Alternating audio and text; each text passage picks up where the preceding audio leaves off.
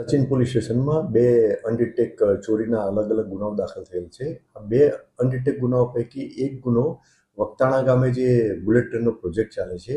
આ પ્રોજેક્ટમાં જે ટ્રેક જે લિંક કરવા માટે એક પ્લેટો વપરાય છે. એ પ્લેટ, એના સિવાય બોલ્ટ, પછી જે ઉપર કવર કરવા માટેના જે વાયસર અને જાપાનીઝ કંપનીની સ્પ્રિંગ, એમ ટોટલ 3,52,121 રૂપિયાનો મુદ્દામાલની ચોરી થયેલી હતી, જે સંબંધે અનડિટેક ગુનો રજીસ્ટર કરવામાં આવેલો હતો. તે સિવાય એક બીજો અનડિટેક ગુનો રજીસ્ટર કરવામાં આવેલો છે. તેમાં સચિન હોજીવાલા ઇન્ડસ્ટ્રીયલ એસ્ટેટમાં એક ETP earthing and solution private limited company છે, તેના ગોડાઉનમાંથી લોખંડની પ્લેટ અને લોખંડના સળિયા એમ મળી અને કુલ 1,15,480 રૂપિયાના મુદ્દામાલની ચોરી થયેલી હતી. એ પણ ગુનો અનડિટેક હતો.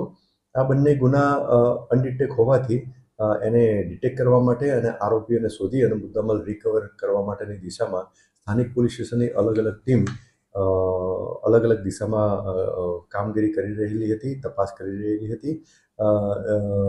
દરમિયાન સચિન પોલીસ સ્ટેશનમાં ફરજ બજાવતા ડિસ્ટાફના એક કર્મચારીને એક સ્પેસિફિક બાતમી મળેલી હતી કે સામરોદ ગામના 4 આરોપીઓએ આ ગુનો કરેલો છે. તો જે અનુસંધાને આ બાતમી મળેલી હતી, એ 4 આરોપીઓને પોલીસ સ્ટેશન લાવી અને એમની પ્રાથમિક પૂછપરછ કરવામાં આવેલી, તો એમને ગુનાની કબૂલાત કરેલી હતી. આ 4 આરોપીઓ ના જે નામ આપને જણાવું તો એક આરોપી શાહિદ ઉર્ફે આઠુ સાજિદ પઠાણ, બીજો આરોપી મોહમ્મદ શહેજાદ ઉર્ફે હેન્ડસમ સાજિદ પઠાણ, ત્રીજો આરોપી સાહિલ સાજિદ પઠાણ અને ચોથો આરોપી શહીદ મહેમૂદ શાહ. આ 4 આરોપી સચિન પોલીસ સ્ટેશનના સામરોદ ગામના રહેવાસી છે.